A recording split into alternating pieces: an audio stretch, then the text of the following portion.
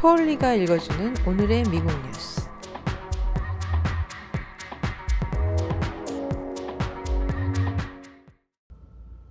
오늘 뉴욕타임즈의 일면에는 잭슨, 미시시피에 살고 있는 4살 클래라 맥밀런 양이 부엌에서 예쁘장하게 생일 케이크 옆에 앉아있는 모습이 나오고 있습니다.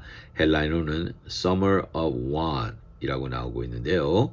그 want, W-A-N-T는 무엇을 원한다라는 뜻이니까 부족했던 여름이 제일 어울리는 번역이 될 것입니다. 미니밴이나 럭셔리 자동차까지 몰고 있는 수백만 명의 미국 시민들이 무료 급식 시설 앞에서 긴 줄을 이어고 있다라는 내용이었습니다.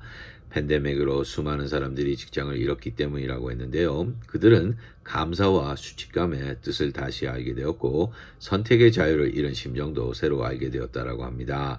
미국 경제가 갈수록 심각해지고 있다라는 기사였습니다. 다음은 로체스터 뉴욕에서 5개월 전 데니얼 프루시가 경찰 손안에서 사망한 사건이 드디어 빛을 보기 시작했다는 소식도 나오고 있습니다. Rochester police suspend officers over man's death 이라는 헬라인으로 다루고 있는데요. Delay of 5 months 이라는 작은 헬라인도 함께 나오고 있습니다.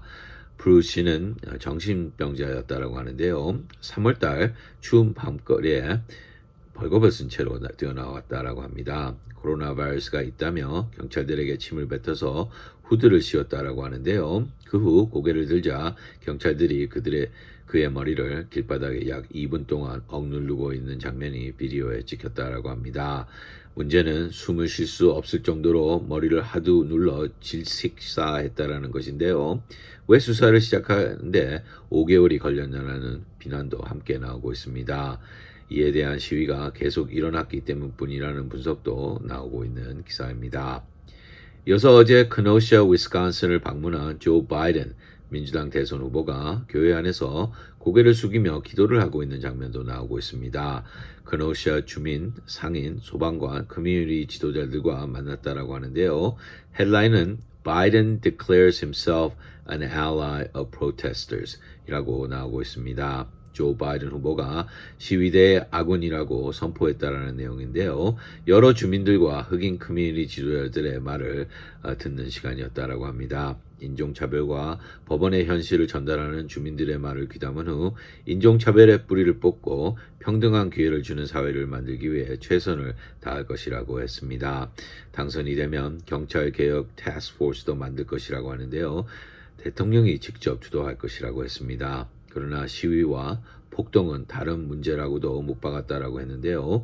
트럼프 대통령과 비교되는 입장을 밝힌 하루였다라는 기사입니다. 그리고 마지막으로 라틴 아메리카가 코비드 팬데믹 때문에 수십 년의 발전을 하루아침에 다 잃고 있다라는 소식도 나오고 있습니다. 문제가 매우 심각하다라는 것인데요. Decades of success wiped out in Latin America 이라는 헬라인으로 다루고 있습니다. 금년에 25%의 콜롬비아 대학생들이 수업을 포기할 것이라는 전망을 나오고 있는데요.